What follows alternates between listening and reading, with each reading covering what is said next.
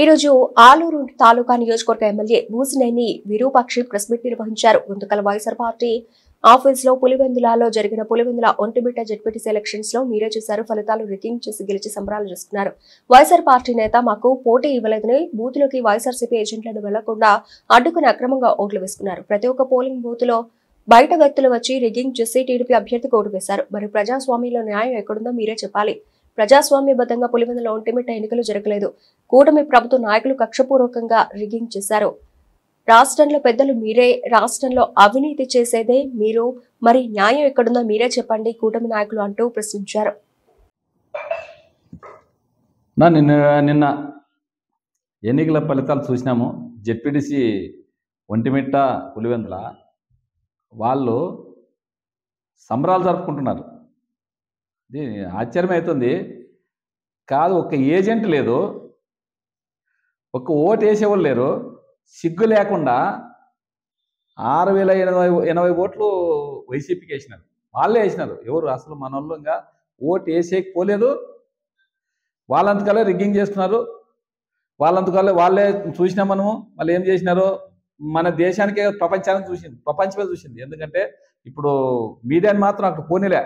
ఎవరు మీడియా పోలేదు, ఒక ఏజెంట్ పోలేదు, ఒక వైసీపీ నాయకులు పోలేదు, ఏ నాయకులు ఎవరు పోలేదు అక్కడికి.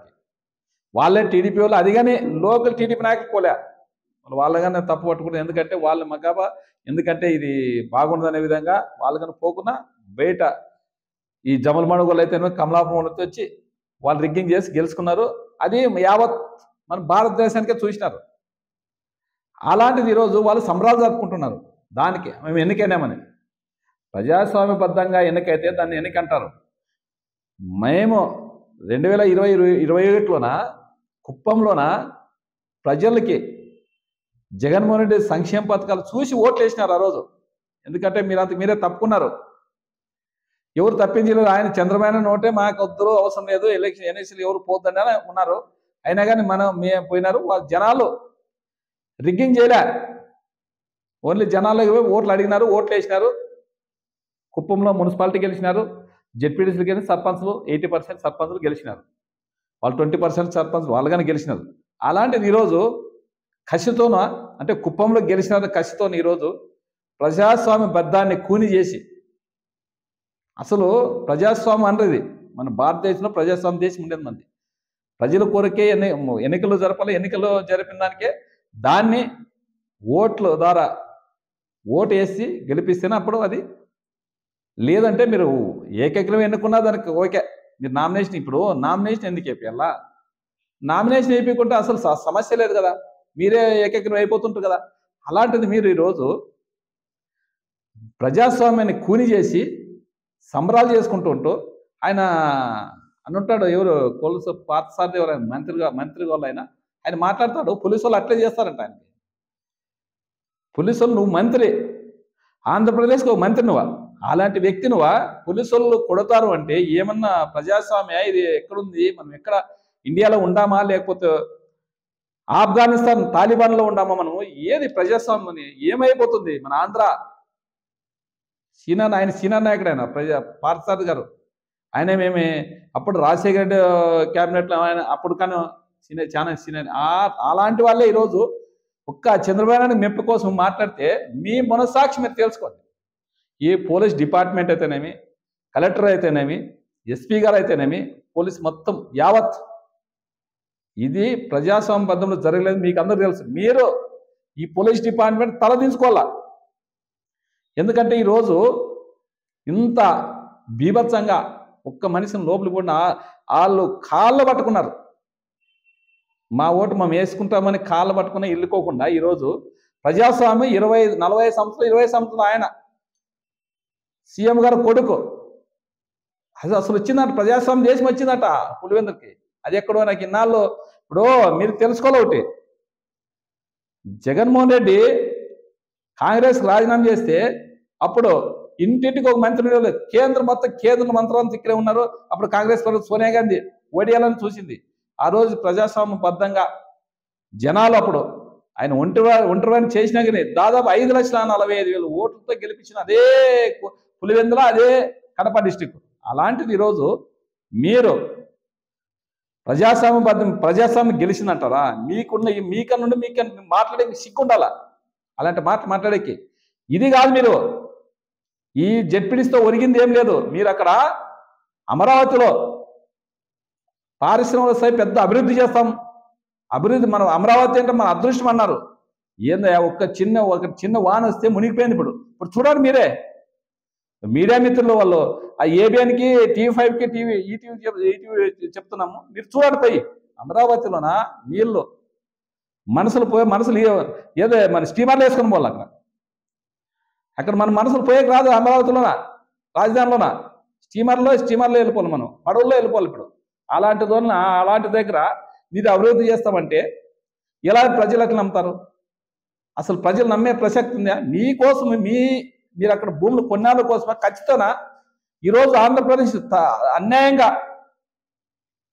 అసలు అధ్వానంగా చేస్తున్నారు. రాజధానికి నువ్వు అప్పుడు 14 నుంచి 19 నువ్వే ముఖ్యమంత్రి, ఇప్పుడు 1.5 సంవత్సరం అయింది నువ్వు ముఖ్యమంత్రి అయ్యి. రాజధాని కోసమే నువ్వు ప్రభుత్వ పెళ్లికి చేసిన ఎక్కడన్నా ఒక ఇటుకైనా కట్టినావా? ఒక ఇటుకైనా ఏడన్నా ఒక సిమెంట్ అన్న గంపని వేసినావా అమరావతిలో రాజధానిలోనా?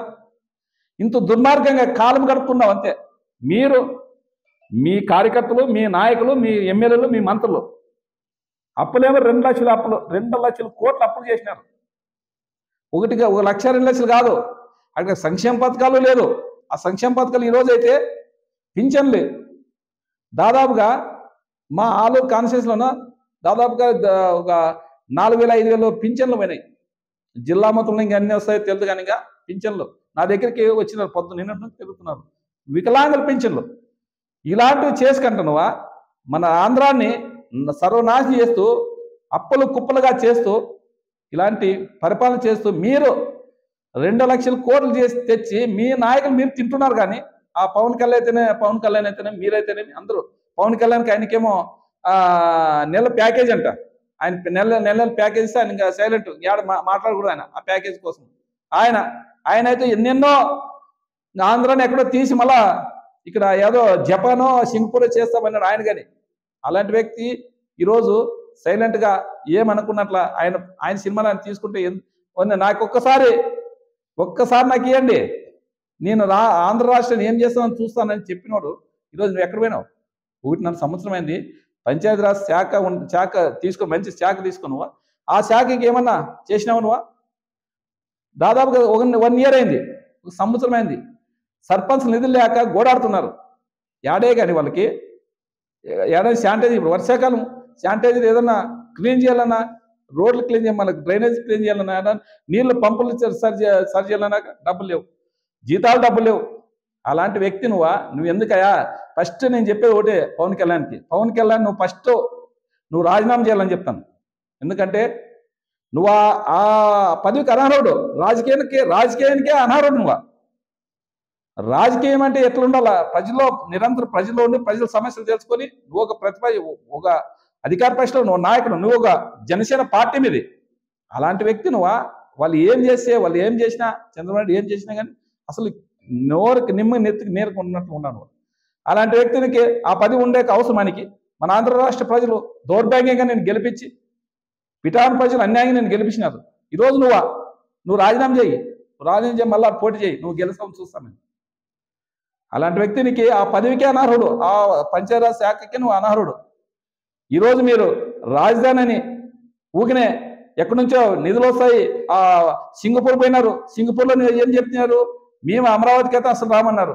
దాసోకు పోయినారు. ఆ రోజు కానీ మీరు అమరావతి పేరు చెప్పింటే అసలు ఒక్కరు కానీ మేము అమరావతి కట్టేకి రామంటున్నారు. ఎందుకంటే వాళ్ళు చూసారు, ప్రపంచ దేశాలు చూస్తున్నాయి ఇక్కడ. ఎందుకంటే అభివృద్ధి కావాలంటే ఎవడన్నా కానీ వచ్చి నీళ్ళకి డబ్బులు పోయారు, ఎవరైనా మోసారు డబ్బులు, ఎవరైనా నీళ్ళకి మూట కట్టుకుని పారేస్తారా? ఆ రాజధానిలో ఎవరైనా ఏదో కట్టాలన్నా, డెవలప్మెంట్ చేయాలన్నా అక్కడ మొత్తం మునిగిపోయేదే. అలాంటిది ఆ రోజు శ్రీకృష్ణ కమిటీనే చెప్పింది అక్కడ అసలు రాజధాని వద్దనే విధంగా. అలాంటిది జగన్మోహన్ రెడ్డి గారు విశాఖలోనే అక్కడ మన కర్నూలులో పెడదామంటే దాన్ని అలసగా తీసుకు ఏదేదో చెప్పి అంత దొంగ హామీలు ఇచ్చి మీరు రోజు అది దొంగ హామీలు సూపర్ 6 ఇచ్చి అది ఫెయిల్యూరే. అలాంటి వ్యక్తులు మీరు ఈరోజు అన్నీ అటర్ ఫ్లాప్ అయినారు. అటర్ ఫ్లాప్ అయ్యి ఈరోజు మీరు దాచుకోవడానికి ఉన్నారు తప్ప ఎక్కడ మీరు డెవలప్మెంట్ లేదు, ఒక్కరు కానీ పెట్టుబడిదారు రారు. నువ్వు అమరావతి కంటే ఏ ఒక్క రూపాయి కానీ పెట్టే రారు. ఈ రోజు మీరు ఈ 1.5 సంవత్సరం అయితే ఇంక 3.5 సంవత్సరాలు ఇదే. నువ్వు అమరావతిలో ఒక్క ఇటుకని కడితే నేను ఛాలెంజ్ ఇస్తాను మీ అందరికి.